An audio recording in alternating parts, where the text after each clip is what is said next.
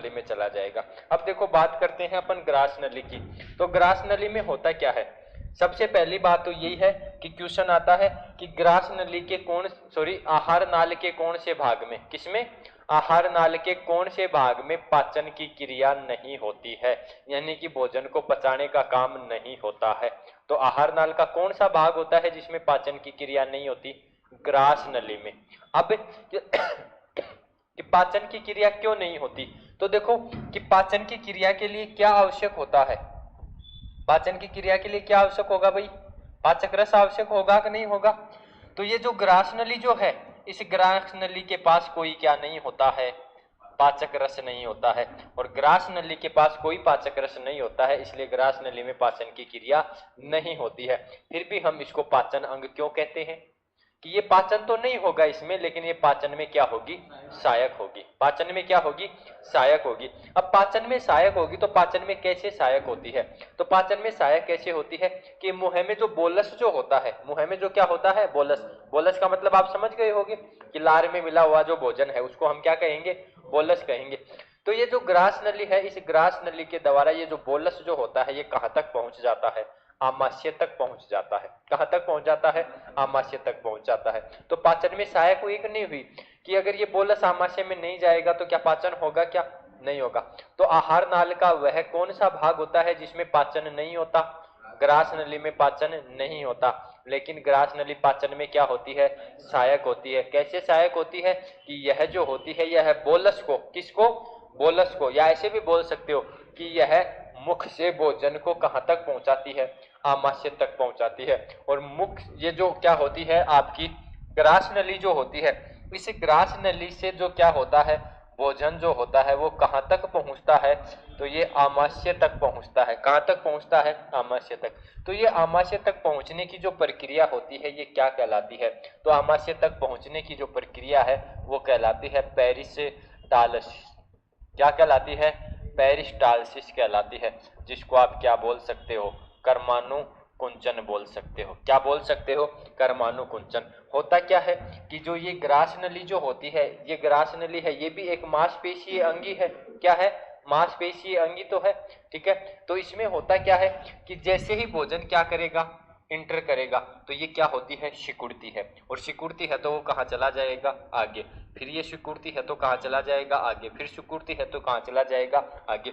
इस तरीके से ये जो भोजन है ये कहाँ पहुंच जाता है, आमाशय में पहुंच जाता है। और इस प्रक्रिया को हम क्या कहते हैं, पेरिस्टालसिस कहते हैं। क्या कहते हैं, पेरिस्टालसिस। तो ये बात समझ में आई कि नहीं आई, तो लिखो ग्रास नली।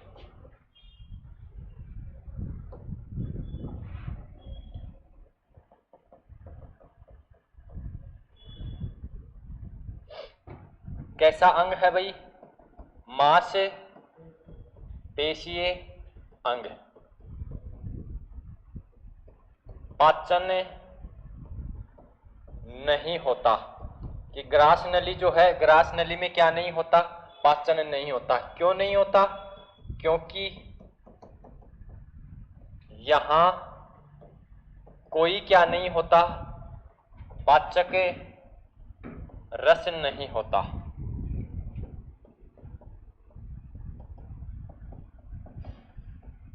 फिर बात आती है, तो फिर इसे हम पाचन अंग क्यों कहते हैं, क्योंकि ये पाचन में क्या होती है, सहायक होती है। पाचन में क्या होती है, सहायक होती है। कैसे सहायक होती है, पाचन में सहायक। और पाचन में सहायक होती है, कैसे सहायक होती है कि जो बोलस जो होता है, क्या होता है, बोलस जो होता है, इस बोलस को ये जो ग्रास नली जो है, ये ग्रास नली कहां तक पहुंचा देती है, आमाशय तक पहुंचा देती है। कहां तक पहुंचा देती है, आमाशय तक पहुंचा देती है। और यहां पर जो क्रिया होती है उसको हम क्या बोलते हैं, तो उसको हम बोलते हैं पेरिस्टालसिस बोलते हैं। क्या बोलते हैं, पेरिस्टालसिस, जिसको आप क्या बोल सकते हो, कर्माणु कुंचन बोल सकते हो। क्या बोल सकते हो, कर्माणु कुंचन बोल सकते हो। इसको लिखाने की जरूरत है या समझ जाओगे कि बोलस को ग्रास नली कहां तक पहुंचाती है, और ये प्रक्रिया क्या कहलाती है, पेरिस्टालसिस कहलाती है। क्या कहलाती है, पेरिस्टालसिस कहलाती है। अगर याद नहीं रहे तो लिख लेना कि जो ग्रास नली है, ग्रास नली के द्वारा बोलस है वो पेरिस्टालसिस प्रक्रिया के द्वारा आमाशय तक क्या होता है, पहुंचता है। आगे बात समझ में? ठीक है।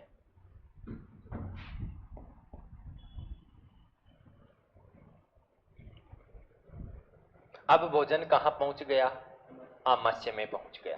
कहां पहुंच गया, आमाशय में। क्वेश्चन आता है कि आहार नाल के कौन से भाग में, आहार नाल के कौन से भाग में भोजन है वो सर्वाधिक समय तक ठहरता है? लगभग 4 से 5 घंटे ठहरता है। कहां ठहरता है, आमाशय में ठहरता है। कहां ठहरता है, आमाशय में ठहरता है। तो ग्रास नली लिखने के बाद में लिखना आमाशय में पाचन।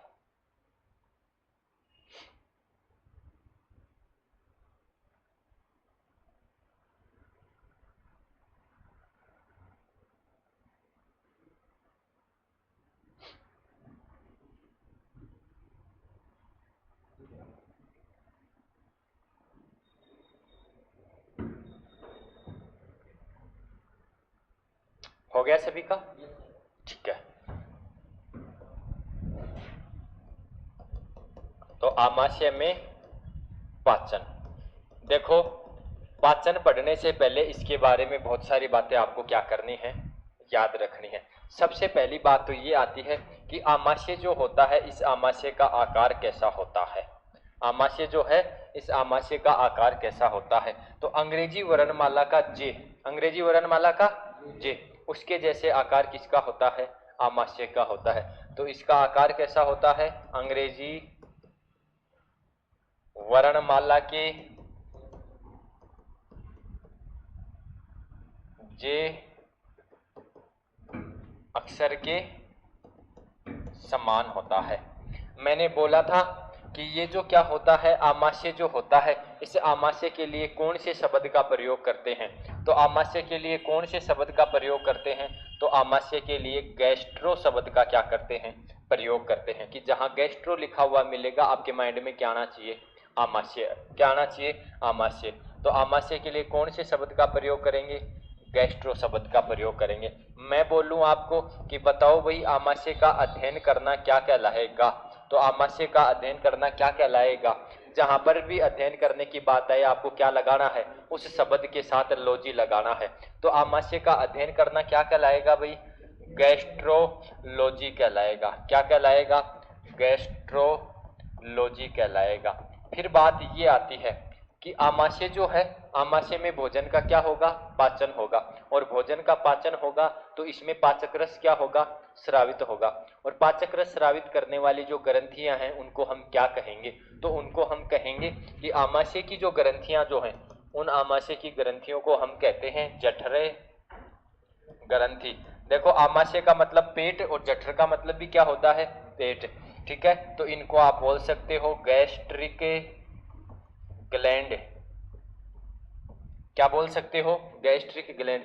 गैस्ट्रिक का मतलब आमाशय से है कि नहीं, तो आमाशय की जो क्या होती हैं, ग्रंथियां होती हैं, उनको हम क्या बोलेंगे, गैस्ट्रिक ग्लैंड बोलेंगे। या इनको आप क्या बोल सकते हो, जठर ग्रंथि बोल सकते हो। अब देखो कि आमाशय जो है, इस आमाशय से स्रावित जो रस होता है उसे हम क्या कहते हैं। तो आमाशय से स्रावित जो रस होगा उसको हम कहेंगे आमाशयिक रस। क्या कहेंगे, आमाशयिक रस कहेंगे। तो आमाशय, आमाशय से स्रावित जो क्या होता है, रस जो होता है, उस रस को हम कहेंगे आमाशयिक रस। और ये होता है गैस्ट्रिक जूस। तो ये बात आपको क्या करनी है, याद रखनी है कि आमाशय है, आमाशय का आकार कैसा होता है, अंग्रेजी वर्णमाला के जे अक्षर के जैसा होता है। आमाशय के लिए कौन से शब्द का प्रयोग करते हैं, गैस्ट्रो। तो याद रखना आमाशय का अध्ययन करना क्या कहलाएगा, गैस्ट्रोलॉजी कहलाएगा। आमाशय में उपस्थित जो ग्रंथियां होती हैं उनको क्या कहते हैं, जठर ग्रंथि कहते हैं। क्या कहते हैं, जठर ग्रंथि कहते हैं। और आमाशय से जो स्रावित जो रस होता है उसको हम क्या कहेंगे, आमाशयिक रस कहेंगे। क्या कहेंगे, आमाशयिक रस कहेंगे।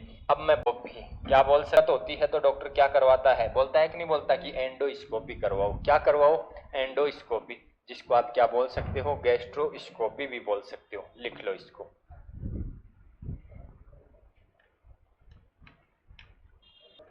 लगाओ नोट। पूछ लिया जाता है कि ये जो क्या होती है एंडोस्कोपी जो होती है, ये एंडोस्कोपी प्रकाश की कौन सी घटना पर आधारित होती है? प्रकाश की घटनाओं का नाम सुना है, जैसे परावर्तन होता है, अपवर्तन होता है, पूर्ण आंतरिक परावर्तन होता है, विवर्तन होता है, वर्ण विक्षेपण होता है, व्यतिकरण होता है। ये सारी की सारी घटनाएं किसकी होती हैं? प्रकाश की घटनाएं होती हैं। तो एंडोस्कोपी जो होता है, ये एंडोस्कोपी जो है इसमें प्रकाश की कौन सी घटना होती है? तो प्रकाश की पूर्ण आंतरिक परावर्तन की घटना होती है। कौन सी होती है? पूर्ण आंतरिक परावर्तन की घटना। फिर जब पढ़ेंगे प्रकाश उस समय बताएंगे। इसमें होता क्या है कि एंडोस्कोपी के अंदर कि एक जो क्या होती है नली क्या की जाती है, इसे आहार नाल के अंदर डाली जाती है, जिसके सामने क्या लगा होता है? कैमरा लगा होता है, ठीक है। उसके अंदर पीछे से क्या करते हैं? प्रकाश किरणों को क्या करते हैं? आपतित करते हैं। प्रकाश किरणों को क्या करेंगे? आपतित करेंगे। तो ये प्रकाश जो है उसी नली के अंदर घूमता हुआ जा रहा है कि नहीं जा रहा? उसके बाद तो नहीं आएगा ना। तो इसके अंदर क्या होता है? अपवर्तन परावर्तन दोनों की घटनाएं अंदर होती रहती हैं। जहां अपवर्तन परावर्तन दोनों घटनाएं होती रहती हैं उसको हम बोलते हैं पूर्ण आंतरिक परावर्तन। तो जैसे ही वो प्रकाश की किरणें क्या है उस कैमरे पे जाएंगी, तो जो मान लो कि आहार नाल जो है उसमें जहां कहीं भी क्या होगी? दिक्कत होगी, उस कैमरे में उसका क्या आ जाएगा? प्रतिबिंब आ जाएगा कि नहीं, और कंप्यूटर से उसको देख लिया जाता है कि नहीं देख लिया जाता। तो ये क्या होती है? एंडोस्कोपी। तो एंडोस्कोपी जो है वो प्रकाश की कौन सी घटना पर आधारित होती है? पूर्ण आंतरिक परावर्तन घटना पर क्या होती है? आधारित होती है। तो इसमें लिखो एंडोस्कोपी। एंडोस्कोपी प्रकाश की पूर्ण आंतरिक परावर्तन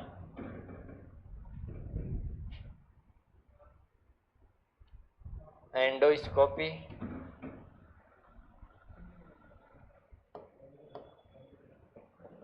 प्रकाश की पूर्ण आंतरिक परावर्तन घटना पर आधारित होती है।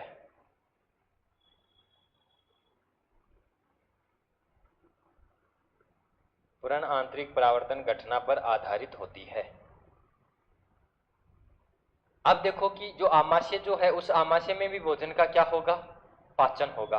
और भोजन का पाचन होगा तो वहां पर भी कोई ना कोई पाचक रस तो क्या करेगा? भाग लेगा कि नहीं लेगा। और जो आमाशय जो है इस आमाशय से कौन सा रस स्रावित हो रहा है? आमाशयिक रस। तो इस आमाशयिक रस द्वारा भोजन का क्या होगा? पाचन होगा। तो ये जो आमाशयिक जो रस है, ये आमाशयिक रस किन किन घटकों से मिलकर बना होता है कि आमाशयिक रस का मिश्रण क्या होता है? तो आमाशयिक जो रस होता है उसके अंदर एक तो क्या होता है? जल होता है। क्या होता है? जल होता है। एक इसमें एंजाइम होते हैं। क्या होते हैं? एंजाइम। अगर रस के अंदर एंजाइम नहीं होंगे तो पाचन नहीं होगा। इसके अलावा इसमें एक अम्ल होता है जिसको हम बोलते हैं HCl। क्या बोलते हैं? HCl अम्ल बोलते हैं। तो आमाशयिक जो रस है, इस आमाशयिक रस का संगठन क्या होता है? तो आमाशयिक रस का संगठन होता है कि इसके अंदर क्या क्या उपस्थित होता है। तो जो टाइप नंबर 4 में सबसे आमाशयिक रस में एक तो क्या उपस्थित होता है? जल उपस्थित होता है। एक इसमें क्या होता है? एंजाइम होता है। क्या होता है? एंजाइम होता है। और इसके अलावा एक इसमें क्या होता है? अम्ल होता है। क्या होता है? अम्ल होता है। तो आमाशयिक जो रस है वो किस किस का मिश्रण होगा? तो आमाशयिक रस है वो जल, एंजाइम और अम्ल का क्या होता है? मिश्रण होता है। बात करें कि ये जो क्या होते हैं एंजाइम जो होते हैं वो कौन कौन से होते हैं? तो आमाशयिक जो रस होता है उस आमाशयिक रस में एक तो कौन सा एंजाइम होता है? पेप्सिन एंजाइम होता है। और एक जो एंजाइम होता है वो कौन सा होता है? रेनिन एंजाइम होता है। ऐसे याद हो जाएगा क्या कि मैंने लिखा है एंजाइम, एंजाइम के नीचे पेप्सिन और रेनिन लिख दिया तो समझ जाओगे कि आमाशयिक रस में कौन कौन से एंजाइम होते हैं। तो एक तो पेप्सिन होता है और एक क्या होता है? रेनिन होता है। और हम बात करें कि आमाशयिक जो रस होता है, इस आमाशयिक रस में कौन सा अम्ल होता है? तो HCl क्या होता है? अम्ल होता है, जिसको आप क्या बोलते हो? हाइड्रोक्लोरिक अम्ल बोलते हो। क्या बोलते हो? हाइड्रोक्लोरिक अम्ल बोलते हो। अब देखो बात ये आती है कि ये एंजाइम तो क्या करेंगे? भोजन को पचाने का काम करेंगे, लेकिन ये HCl है, ये HCl क्या काम करेगा? ये जो HCl है वो क्या काम करेगा? तो देखो कि सबसे पहले मैं यही बताऊं कि HCl का काम क्या होता है। तो HCl का जो कार्य होता है वो बिल्कुल इजी है। क्या कि देखो कल हमने बात की थी कि जब मुंह में क्या जाता है, भोजन जाता है, तो मुंह में भोजन जाता है तो उसमें कोई ना कोई बैक्टीरिया रहेगा कि नहीं रहेगा, और उन बैक्टीरियाओं को नष्ट करने का काम कौन करता है, लाइसोजाइम एंजाइम करता है। कौन सा करता है, लाइसोजाइम एंजाइम। लेकिन कुछ बैक्टीरिया ऐसे भी हों जो बचकर आ जाएं, जो नष्ट नहीं हो, और वो कहां तक पहुंच जाएं, आमाशय तक पहुंच जाएं, पेट तक पहुंच जाएं कि नहीं पहुंचे, तो फिर उनको नष्ट करने का काम कौन करेगा, HCl करेगा। उनको नष्ट करने का काम कौन करेगा, HCl। तो एक तो HCl का कार्य हो गया किसको नष्ट करना, अपशिष्टों को नष्ट करना। अपशिष्टों को क्या करना, नष्ट करना। दूसरा काम क्या है, तो देखो कि ये अम्ल है, तो भोजन को ये कैसा माध्यम प्रदान करेगा, अम्लीय माध्यम। कैसा माध्यम प्रदान करेगा, अम्लीय माध्यम। तो दूसरा इसका काम हो गया कि भोजन को अम्लीय माध्यम क्या करना, प्रदान करना। अम्लीय माध्यम क्या करना, प्रदान करना। और दूसरी बात ये आती है कि जो एंजाइम जो हैं, जो क्या है, एंजाइम है, इन एंजाइमों का काम क्या होता है, भोजन का क्या करना, पाचन करना। तो देखो कि ये आमाशय में जो एंजाइम होते हैं वो कैसे होते हैं, निष्क्रिय।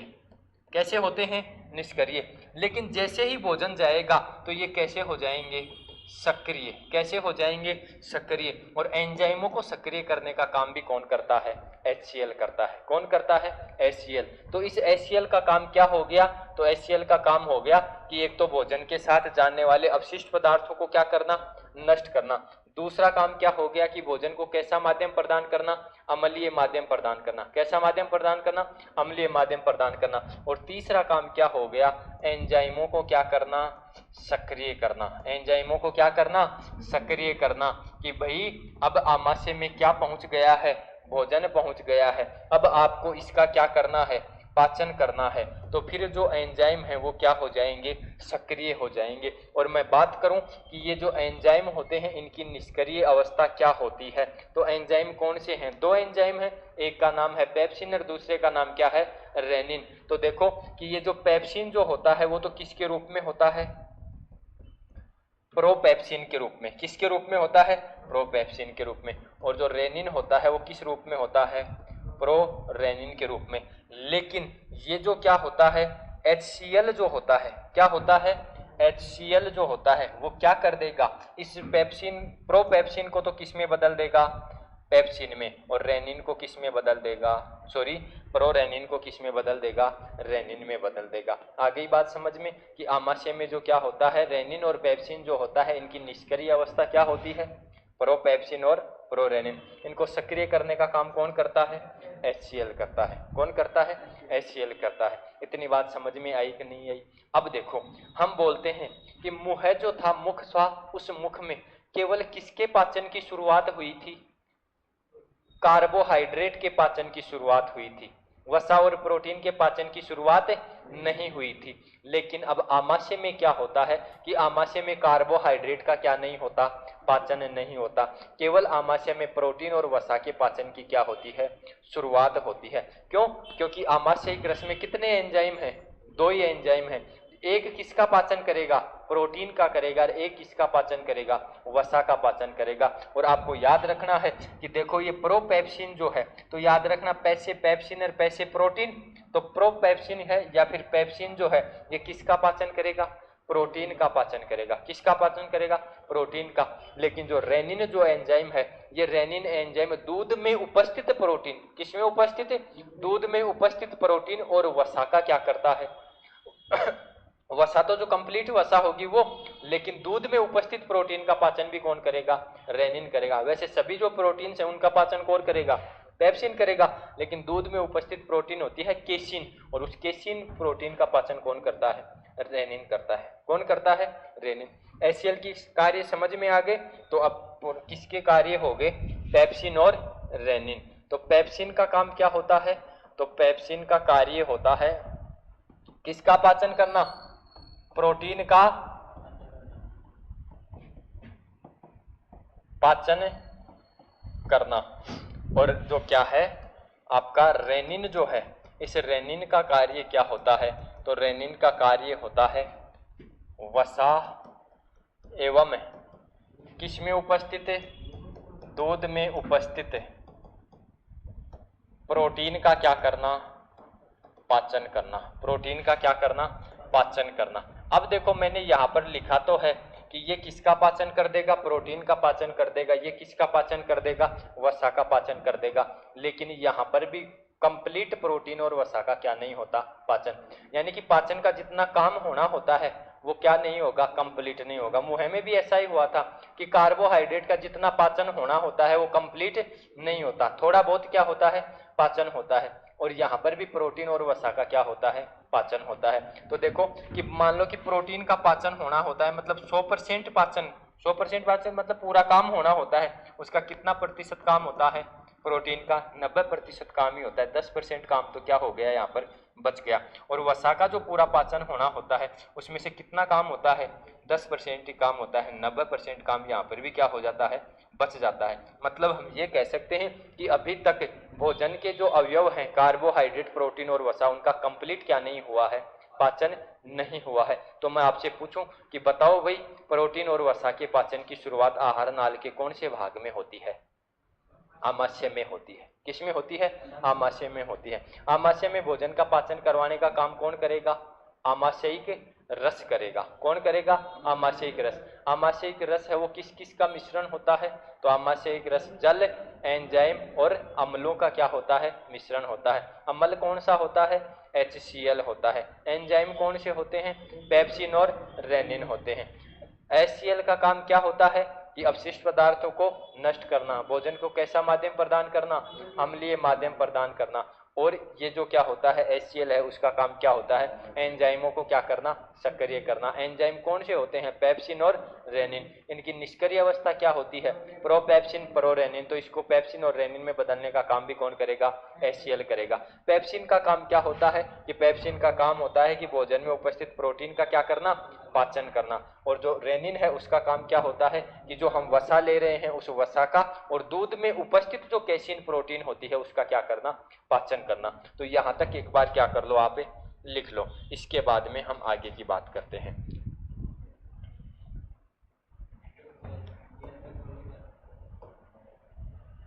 इस यहां तक हो गया, लिखो।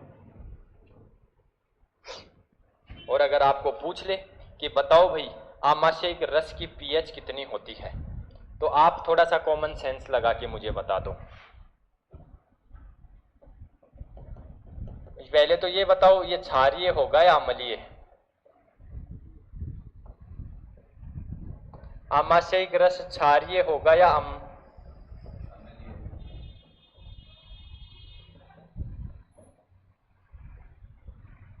नाम से ही देखो इसमें अम्ल है तो कैसी प्रकृति का होगा, अम्लीय प्रकृति का होगा। और अम्लीय प्रकृति का होगा तो पीएच 7 से कम होगी या अधिक होगी, कम होगी। और कम कितनी, 1.5 से 2 होती है। और ऐसे बोल सकते हो कि ये कैसा अम्लीय होता है, दुर्बल या प्रबल, प्रबल, प्रबल। अगर 3.5 और 7 के बीच है तो दुर्बल, और 0 से 3.5 के बीच है तो प्रबल। अच्छा,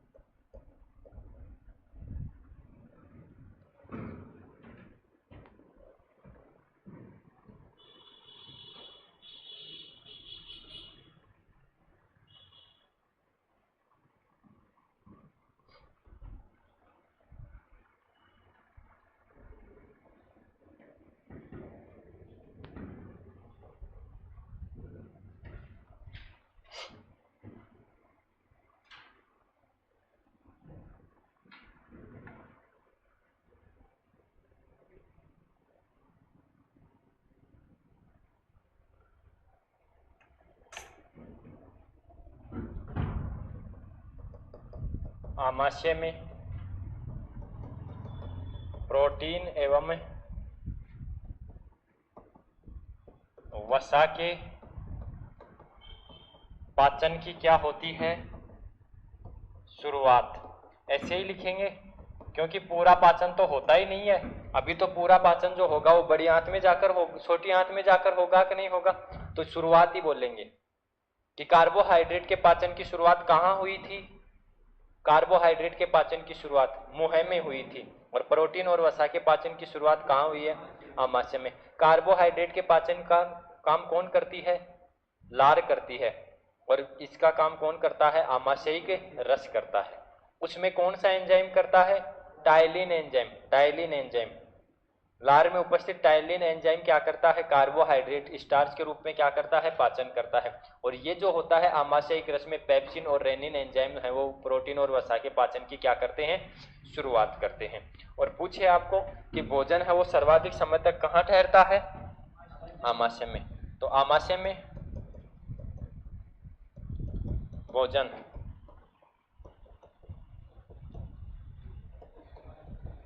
सर्वाधिक समय 4 से तक ठहरता है।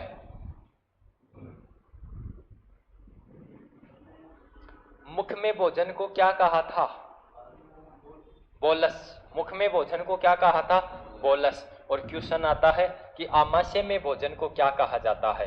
तो आमाशय में भोजन को कायम कहा जाता है। आमाशय में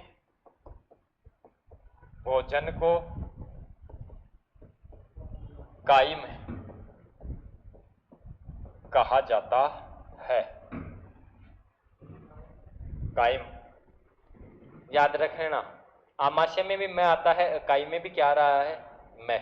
तो मुख में भोजन को बोलस और आमाशय में भोजन को कायम कहा जाता है। क्या कहा जाता है, कायम कहा जाता है। अब देखो कि आमाशयिक रस में एक तो होते हैं एंजाइम और एक होता है अम्ल। तो बात ये आती है कि आमाशय की कौन सी कोशिकाओं से तो एंजाइम स्रावित होते हैं और कौन सी कोशिकाओं से अम्ल क्या होता है, स्रावित होता है। तो आमाशय में दो प्रकार की क्या होती हैं, कोशिकाएं होती हैं, जिनमें एक से तो एंजाइम स्रावित होगा और दूसरी से क्या स्रावित होगा, अम्ल स्रावित होगा। क्या होगा, अम्ल स्रावित होगा। और दोनों जो कोशिकाएं हैं वो यहां पर लिख देते हैं अपन।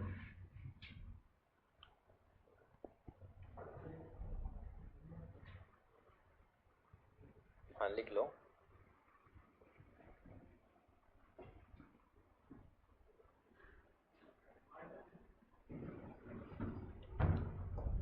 तो बात करें कि आमाशय जो है, आमाशय की कोशिका, और आमाशय की जो कोशिका है उनमें एक तो कौन सी है, तो एक का नाम है मुख्य। क्या नाम है, मुख्य। इसको आप क्या बोल सकते हो, जाई मोजन बोल सकते हो। क्या बोल सकते हो, जाई मोजन। तो एक का नाम तो है मुख्य या जाइमोजन कोशिका। मुख्य का मतलब क्या होता है, हम बोलते हैं ना चीफ मिनिस्टर, मुख्य मंत्री। तो आप इसको क्या बोल सकते हो, चीफ सेल बोल सकते हो, मुख्य कोशिका बोल सकते हो। मुख्य कोशिका का ही दूसरा नाम क्या है, जाइमोजन है। और दूसरी जो कोशिकाएं जो हैं उनका नाम है, अम्ल से याद रखना, अम्लजन, या इसको आप क्या बोल सकते हो, ऑक्सिनटिक बोल सकते हो। क्या बोल सकते हो, ऑक्सिनटिक कोशिका बोल सकते हो। अब मैं आपको ये बोलूं कि बताओ भाई, अम्ल जो है HCl जो है वो कौन सी कोशिका से स्रावित होगा, अम्लजन से। पकड़ जाओगे आराम से कि अम्ल है उसका जो क्या है, निर्माण है, कहां से स्रावित होगा, कहां निर्माण होगा। तो देखो अम्लजन जो कोशिका है वो किसको स्रावित करती है, तो वो HCl का क्या करती है, स्रावरण करती है। ठीक है। और बात करें मुख्य, तो मुख्य यानी कि जो पाचक जो रस होता है उसमें मुख्य क्या होते हैं, पाचक रस में मुख्य क्या होते हैं, एंजाइम होते हैं। अगर एंजाइम नहीं होंगे तो पाचन होगा ही नहीं, तो रस कोई काम का नहीं। तो मुख्य क्या होते हैं, एंजाइम। तो याद रखना मुख्य कोशिका जो होते हैं इनसे क्या स्रावित होते हैं, एंजाइम। और एंजाइम कौन से, पेप्सिन और रेनिन क्या होते हैं,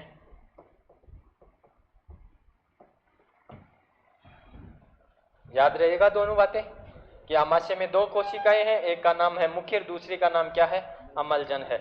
मुख्य कोशिका है वो एंजाइम स्रावित करेगी और अम्लजन कोशिका है वो क्या स्रावित करेगी, HCl स्रावित करेगी। लिख लो।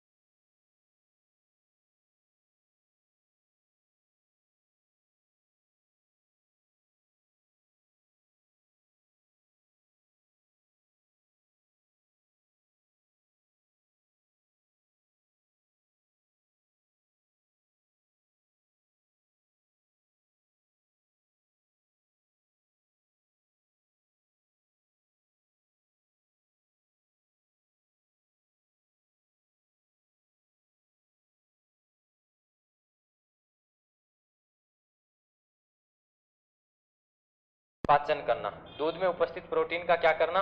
पाचन करना। और दूध में कौन सी प्रोटीन होती है? कैसियन प्रोटीन होती है। कौन सी प्रोटीन होती है? तो देखो कि उस दूध को पचाने का जो काम है वो कौन करेगा? रेनिन एंजाइम करेगा। बच्चा जो होता है वो दूध पीता है कि नहीं पीता? और बच्चे में दूध का पाचन जल्दी हो जाता है कि नहीं हो जाता? कि दूध पीता है, उसके बाद में उसको अगर वोमिट होती है तो वो फटा हुआ दूध आता है जिसको पैराकेसिनेट बोलते हैं। क्या बोलते हैं? तो उस दूध को पचाने का काम है वो किसने किया है? Rennin enzyme. तो क्वेश्चन कि बच्चों में कौन सा एंजाइम अधिक क्या होता है? सक्रिय होता है। रेनिन एंजाइम क्या होता है? अधिक सक्रिय होता है।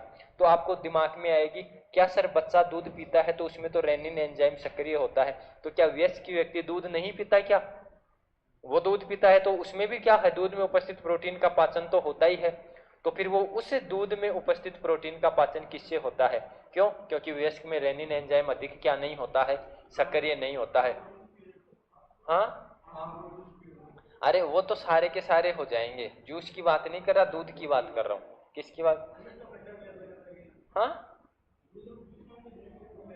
हाँ वो तो है, लेकिन दूध में उपस्थित जो प्रोटीन है उसका काम करेगा ही कौन? रेनिन। लेकिन हम किसकी बात कर रहे हैं? बच्चों की तो बात अलग हो गई। अब हम बात कर रहे हैं किसकी? वयस्क की। कि वयस्क में रेनिन एंजाइम क्या नहीं होता? अधिक सक्रिय नहीं होता। तो क्या वयस्क दूध नहीं पीता? पीता तो है। तो उसमें जो दूध है उसका पाचन कौन करेगा? तो उसमें इस रेनिन एंजाइम का जो काम है वो कौन करेगा? HCl करेगा। कौन करेगा? HCl करेगा। ये बात क्लियर हुई कि नहीं हुई? कि बच्चों में रेनिन एंजाइम अधिक क्या होता है? सक्रिय। तो बच्चे दूध पीते हैं तो उसका पाचन किसके द्वारा होता है? रेनिन एंजाइम के द्वारा होता है। लेकिन बात करें वयस्क की, तो वयस्क में रेनिन एंजाइम अधिक क्या नहीं होता? सक्रिय नहीं होता। और अधिक सक्रिय नहीं होता तो उसमें दूध का पाचन कौन करेगा? तो उसमें HCl करेगा। कौन करेगा?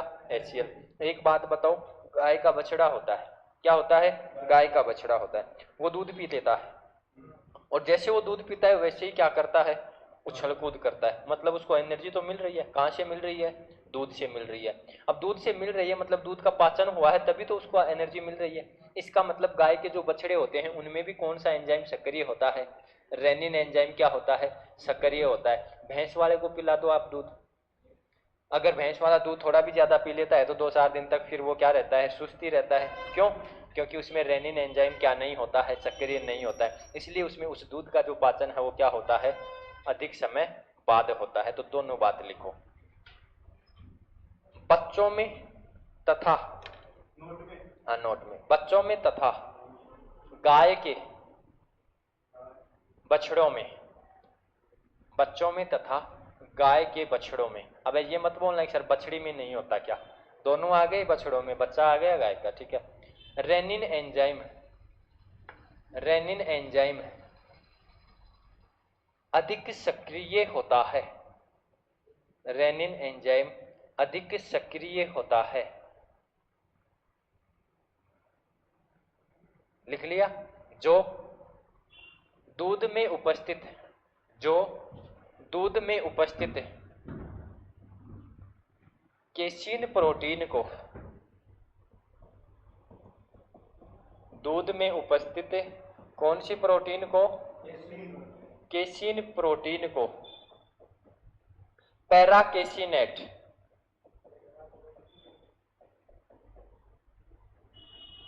में बदल देता है। पैराकेसिनेट में बदल देता है। मतलब दूध का क्या कर दिया उसने? पाचन कर दिया। और किसका निर्माण हो गया? पैराकेसिनेट का निर्माण। फटा हुआ बोलते हैं ना दूध, जब बच्चा क्या करता है? दूध पीने के बाद में वोमिट करता है तो फटा हुआ दूध, पैराकेसिनेट होता है वो, ठीक है। लिखो अगली लाइन में लिखना। वयस्कों में, वयस्क का मतलब अडल्ट, वयस्कों में दूध में उपस्थित प्रोटीन का पाचन, वयस्कों में दूध में उपस्थित प्रोटीन का पाचन HCl द्वारा होता है। HCl मतलब हाइड्रोक्लोरिक अम्ल। एक काम और बढ़ गया HCl का, वो मैंने वहां इसलिए नहीं लिखवाया क्योंकि यहां पर लिखवाना था। समझ में आ गई? बच्चों में तो कौन करेगा? रेनिन एंजाइम करेगा। लेकिन वयस्क में रेनिन एंजाइम क्या होता है? अधिक सक्रिय नहीं होता है, बहुत कम मात्रा में होता है। तो फिर वहां पर दूध का पाचन कौन करेगा? HCl करेगा। कौन करेगा? HCl करेगा। इतनी बात आमाशय की समझ में आई कि नहीं आई? आ गई। अब देखो कई बार क्या होता है, मान लो कि आज ही मौसम ठंडा हो गया। क्या हो गया? ठंडा हो गया। जा रहे हो आप घर पे और बीच में गरम गरम पकोड़े बन रहे हैं, समोसा बन रहे हैं, ठीक है। आपका मन हो गया कि ठंडा मौसम है, आज तो हम क्या कर लें, पकोड़े समोसा वगैरह खा ले, ठीक है। तो वो समोसा पकोड़े आपने खाए हैं, वो एक फास्ट फूड है कि नहीं है, जिसमें ऑयल है, मिर्च मसाले ज्यादा हैं कि नहीं है। आप खा लोगे, खाओगे तब तक तो मजा आएगा, ठीक है, लेकिन घर तक पहुंचोगे तो पेट में क्या होना शुरू हो जाएगी? जलन लगना शुरू हो जाएगी। हाँ वही चीज है कि पेट में, हाँ बिल्कुल वैसे सही बोल रहे हो कि पेट में जलन होना क्या हो जाती है? शुरू हो जाती है। और पेट में जलन होना शुरू हो जाती है, उस चीज को हम क्या बोलते हैं? तो उस चीज को हम बोलते हैं कि मेरे पेट में एसिडिटी हो गई। क्या हो गई? एसिडिटी। एसिड का मतलब क्या होता है? अम्ल। एसिड का मतलब क्या होता है? अम्ल। इसका मतलब कि एसिडिटी हुई है, वहां अम्ल की मात्रा बढ़ी है। और किसकी मात्रा बढ़ी है? तो इस HCl की मात्रा बढ़ी है। कि जब हम फास्ट फूड का क्या करते हैं? सेवन करते हैं। तो फास्ट फूड का सेवन करते हैं तो हमारा जो आमाशयिक जो रस है, उस आमाशयिक रस में HCl की मात्रा क्या हो जाती है? बढ़ जाती है। और जब HCl की मात्रा बढ़ेगी तो HCl अम्ल है कि नहीं है? तो HCl की मात्रा बढ़ेगी तो अम्लता ही तो बढ़ेगी। अम्लता को इंग्लिश में हम एसिडिटी बोलते हैं। क्या बोलते हैं? एसिडिटी बढ़ती है। तो आपको पूछ ले कि पेट में अम्लता का कारण क्या होता है, तो पेट में अम्लता या एसिडिटी का कारण क्या होता है? HCl की मात्रा बढ़ जाना। HCl की मात्रा क्या हो जाना? बढ़ जाना। अब पेट में जलन हो गई, ठीक है, आपको क्या नहीं हो रहा? चैन नहीं आ रहा, ठीक है। तो फिर आप क्या करोगे? इस एसिडिटी को कम करोगे। क्या करोगे? एसिडिटी को कम करोगे। और इस एसिडिटी को कम करोगे तो आप ऊपर से किसका सेवन करोगे? तो आप क्षारीय पदार्थ का क्या करोगे? सेवन करोगे। क्यों करोगे? कि देखो कि पेट में क्या हुई है? अम्लता। पेट में क्या हुई है? अम्लता। अम्लता मतलब क्या हुई है? एसिडिटी हुई है। क्या हुई है? एसिडिटी, मतलब अम्ल की मात्रा बढ़ी है। और जब क्या होता है कि कोई भी जो अम्ल है वो क्षार के साथ क्या करता है? क्रिया करता है। कोई भी जो अम्ल है वो क्षार के साथ क्या करेगा? क्रिया करेगा। तो उसकी प्रकृति कैसी हो जाएगी? उदासीन हो जाएगी। क्या हो जाएगी? उदासीन। तो उस पेट में उस अम्ल को कम करने के लिए, उस अम्लता को कम करने के लिए हम क्षारीय पदार्थ का क्या करते हैं? सेवन करते हैं। और क्षारीय पदार्थ का सेवन करेंगे तो वो जो अम्ल है वो कैसा हो जाएगा? उदासीन हो जाएगा। और पेट में क्या आ जाएगा? आराम आ जाएगा। एसिडिटी क्या हो जाएगी? दूर हो जाएगी। तो इस अम्लता को दूर करने के लिए हम किसका प्रयोग करते हैं? तो इस अम्लता का प्रयोग कर, अम्लता को दूर करने के लिए हम एंटासिड का प्रयोग करते हैं। एंटासिड का मतलब क्या होता है? एंटासिड का मतलब होता है एंटी प्लस एसिड। एसिड का मतलब अम्ल और एंटी का मतलब क्या होता है? विपरीत।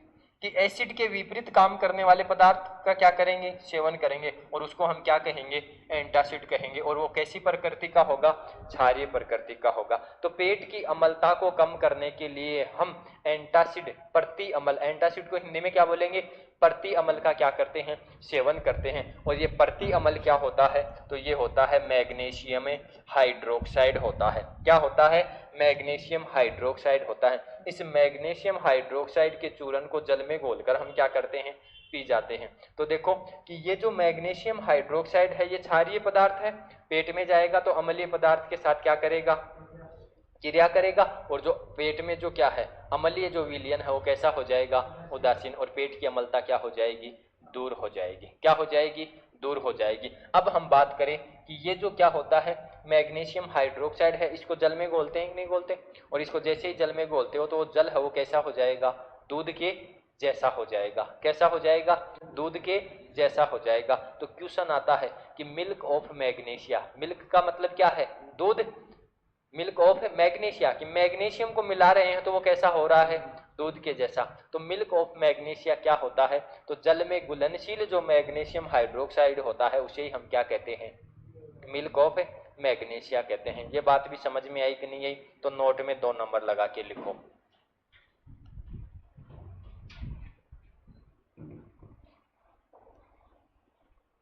लिखो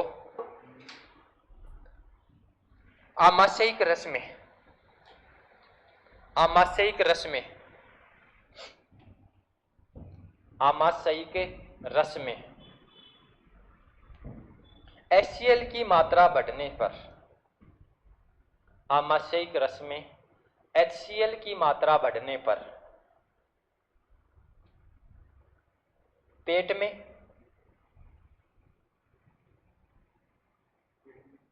आमाशयिक रस में HCl की मात्रा बढ़ने पर पेट में एसिडिटी, पेट में एसिडिटी, पेट में एसिडिटी, और कोष्टक में क्या लिखोगे? एसिडिटी को हिंदी में क्या बोलते हैं?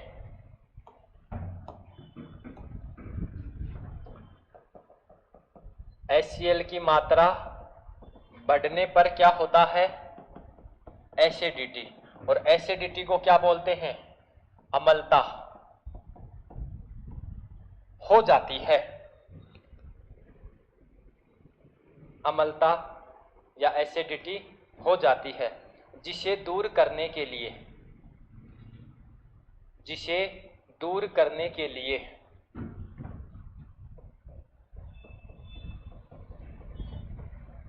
एंटासिड, और कोष्टक में लिखना प्रति अम्ल, जहां पर भी प्रति लग जाता है वहां पर उस शब्द का क्या हो जाता है? अपोजिट हो जाता है।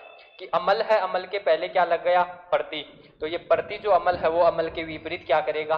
काम करेगा। दूर करने के लिए एंटासिड प्रति अम्ल के रूप में, के रूप में मैग्नीशियम हाइड्रोक्साइड, मैग्नीशियम हाइड्रोक्साइड, और कोष्टक में क्या लिखोगे? MgO2 MgOH की होल ट्वाइस फॉर्मूला का सेवन किया जाता है, का सेवन किया जाता है। मैग्नीशियम हाइड्रोक्साइड का सेवन किया जाता है, लिख लिया। और एक बात और लिख लेना कि एसिडिटी होने का कारण क्या हो सकता है?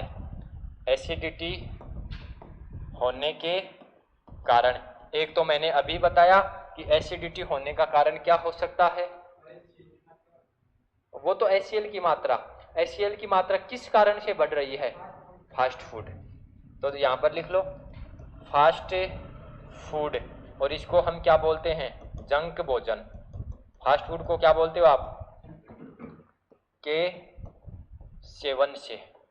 या फिर कोई व्यक्ति क्या करता है? अत्यधिक धूम्रपान, तो अत्यधिक धूम्रपान से भी क्या हो सकती है? एसिडिटी हो सकती है। और अगर कोई व्यक्ति क्या रहता है? तनाव में रहता है, स्ट्रेस में रहता है, तो उसके क्या हो सकती है? एसिडिटी, यानी कि HCl की मात्रा क्या हो सकती है? इंक्रीज हो सकती है। क्या हो सकती है? इंक्रीज हो सकती है। आमाशय इतना इंपॉर्टेंट नहीं, लेकिन आमाशय के अंदर की जो बातें हैं वो सारी की सारी क्या है? इंपॉर्टेंट है। जो बातें लिखाई हैं मैंने, ये सारी की सारी बातें क्या है? इंपॉर्टेंट है। बस इतना याद रखना है आपको कि आमाशयिक रस क्या होता है? स्रावित होता है। आमाशयिक रस में जल होता है, एंजाइम होता है और HCl होता है। ठीक है। पेप्सिन जो होता है एंजाइम, वो प्रोटीन का पाचन करेगा। रेनिन है वो वसा और दूध में उपस्थित प्रोटीन का क्या करेगा? पाचन करेगा। ये तो नॉर्मली बात होगी, पाचन की बात होगी, लेकिन जो सारी जो बातें लिखी हैं वो सारी की सारी पूछी हुई क्या है? बातें हैं। अब देखो कि आमाशय में ये भोजन था, ये काम हो गया, तो अब ये जो है भोजन वो कहाँ जाएगा? आमाशय के बाद कहाँ जाएगा? छोटी आंत में जाएगा। तो लिखो छोटी आंत में पाचन।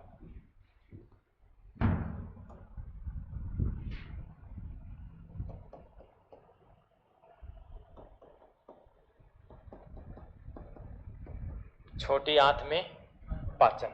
अब देखो कि छोटी आंत जो है, इस छोटी आंत की मैं बात करूं तो ये छोटी आंत है वो किसके साथ जुड़ी होगी? आमाशय से। कि आमाशय के बाद किस में जाएगा भोजन? छोटी आंत में जाएगा। छोटी आंत है वो छोटी आंत फिर किससे जुड़ी होगी? बड़ी आंत से। किसके साथ जुड़ी होगी? बड़ी आंत में। तो देखो कि ये छोटी आंत जो होती है, इस छोटी आंत की मैं बात करूं तो छोटी आंत के कितने भाग होते हैं? 3 भाग होते हैं। और छोटी आंत का जो पहला जो भाग होता है, उस पहले भाग को हम बोलते हैं ड्यूडेनम। क्या बोलते हैं? ड्यूडेनम। याद रखना भाई, छोटी आंत का पहला जो भाग है उसको क्या बोलेंगे? ड्यूडेनम बोलेंगे। हिंदी में इसको क्या बोलते हैं? तो हिंदी में इसको बोलते हैं ग्रहणी। क्या बोलते हैं? ग्रहणी। फिर छोटी आंत का जो मध्य जो भाग होता है उसको हम बोलते हैं जेजुनम। क्या बोलते हैं? जेजुनम। हिंदी में बोलेंगे इसको मध्यांतर, कि ग्रहणी के बाद में है, ठीक है, इसके बाद एक और होगा तो दोनों के मध्य है तो मध्यांतर। और जो लास्ट वाला जो भाग होता है उसको हम क्या बोलते हैं? तो उसको बोलते हैं इलियम। क्या बोलते हैं? इलियम। और इस इलियम को बोलते हैं शेषांतर। क्या बोलते हैं? शेषांतर। तो जो छोटी आंत जो है, इस छोटी आंत के कितने भाग होते हैं?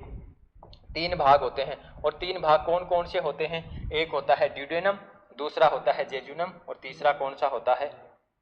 इलियम होता है। कौन सा होता है? इलियम होता है। अब बात ये आती है कि ये जो ड्यूडेनम जो भाग है, ये ड्यूडेनम भाग किसके साथ जुड़ा होगा?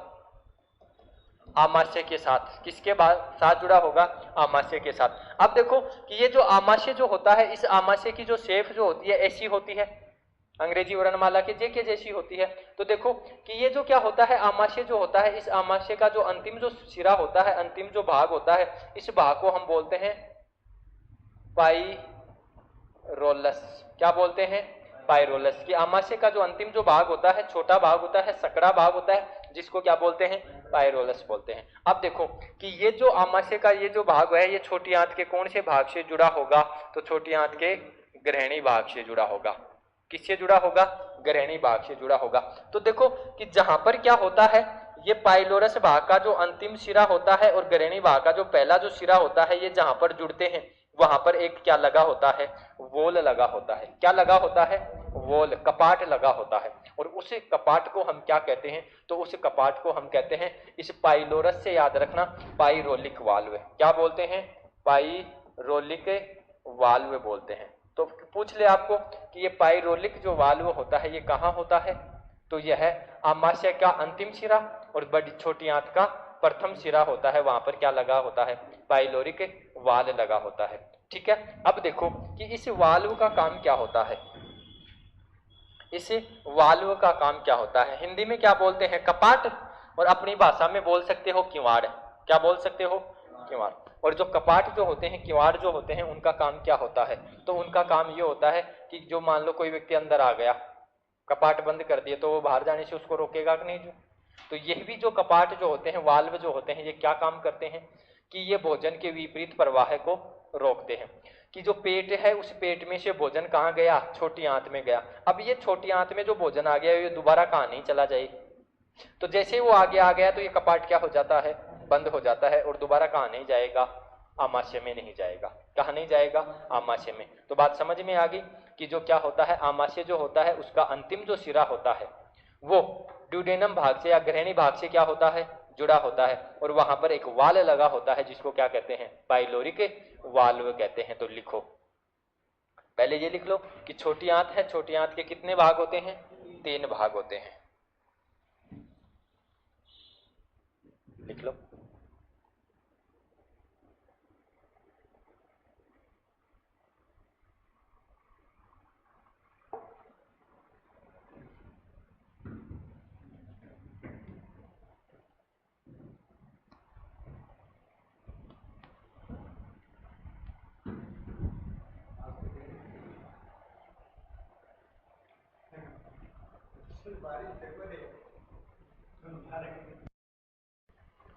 आमाशय का अंतिम सिरा,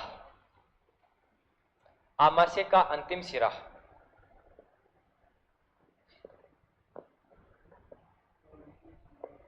और कोष्टक में लिखना पाइरोलस। कोष्टक में लिख लेना, ऐसे याद रहे। आमाशय का अंतिम सिरा, छोटी आंत के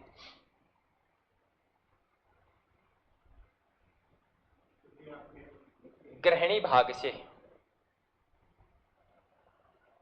जुड़ता है, जहां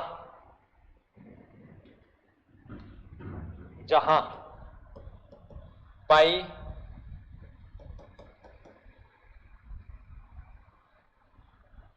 इसको ठीक करना भाई,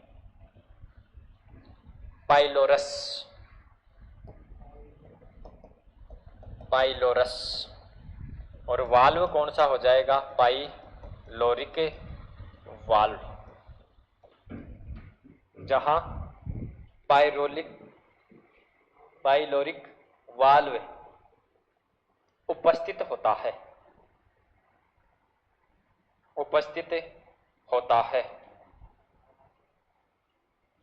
लिख लिया?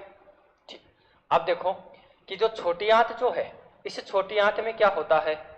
भोजन का सर्वाधिक पाचन होता है। तो छोटी आंत के कौन से भाग में सर्वाधिक पाचन होता है? तो छोटी आंत का जो ग्रहणी जो भाग होता है, इस ग्रहणी भाग में भोजन का सर्वाधिक क्या होता है? पाचन होता है। हम बोलते हैं ना कि छोटी आंत में भोजन का सर्वाधिक पाचन होता है। अब इस सर्वाधिक पाचन का मतलब क्या होता है? तो सर्वाधिक पाचन का मतलब होता है कि देखो कि मुख था, उस मुख में केवल कार्बोहाइड्रेट का क्या हुआ था? पाचन। क्या कार्बोहाइड्रेट का कंप्लीट पाचन हुआ था? नहीं हुआ। आमाशय जो है, आमाशय में किसका पाचन हुआ? प्रोटीन और वसा का कंप्लीट पाचन हुआ? नहीं। तो जो पाचन का जो काम बच रहा है, कार्बोहाइड्रेट, प्रोटीन और वसा का जितना काम जो बच रहा है, वो पूरा का पूरा कहां हो जाएगा? छोटी आंत के ग्रहणी भाग में हो जाएगा। इसलिए हम कहते हैं कि छोटी आंत में भोजन का क्या होता है? सर्वाधिक पाचन होता है। क्या होता है? सर्वाधिक पाचन। और छोटी आंत का भाग पूछे तो कौन सा भाग है? ग्रहणी भाग। तो लिखो, छोटी आंत के ग्रहणी भाग में, छोटी आंत के ग्रहणी भाग में भोजन का, छोटी आंत के ग्रहणी भाग में भोजन का सर्वाधिक पाचन होता है। भोजन का सर्वाधिक पाचन होता है। अब देखो यहां पर भी ग्रास नली जैसी स्थिति बन गई। किसकी स्थिति बन गई? ग्रास नली जैसी स्थिति बन गई। कैसे? कि ग्रास नली के पास कोई क्या नहीं था? पाचक रस नहीं था।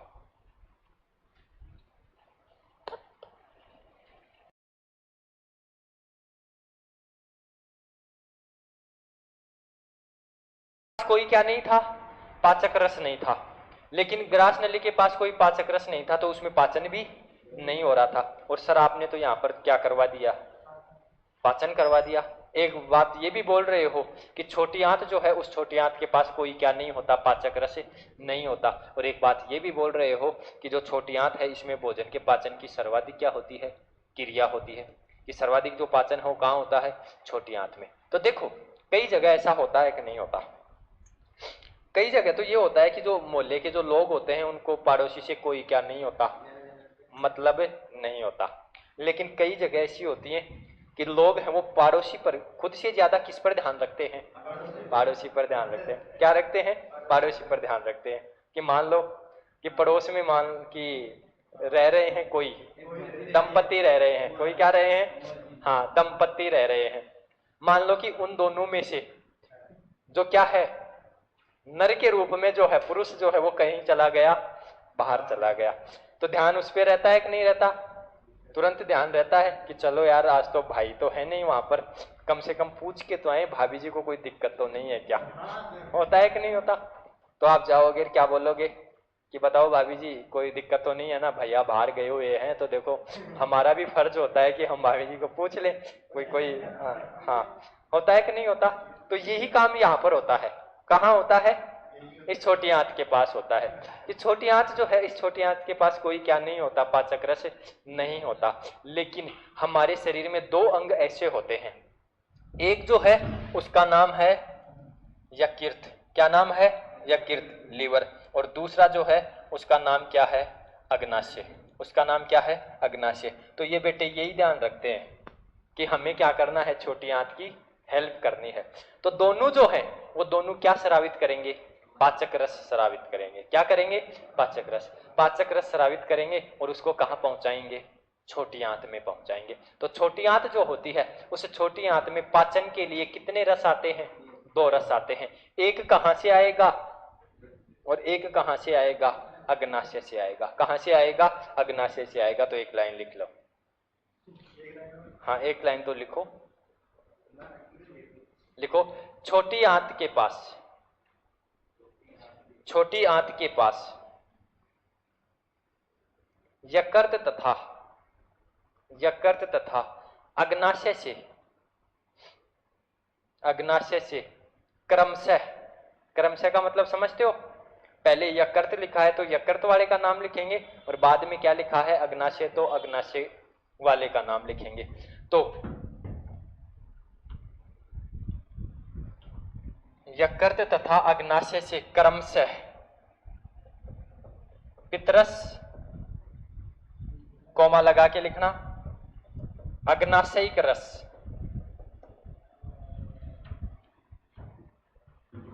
पहुंचते हैं। और अब एक नंबर पे लिखो पितरस, जिसको आप बोलते हो बाइल जूस, और इसकी बात करेंगे नेक्स्ट क्लास में। ठीक है, थैंक यू।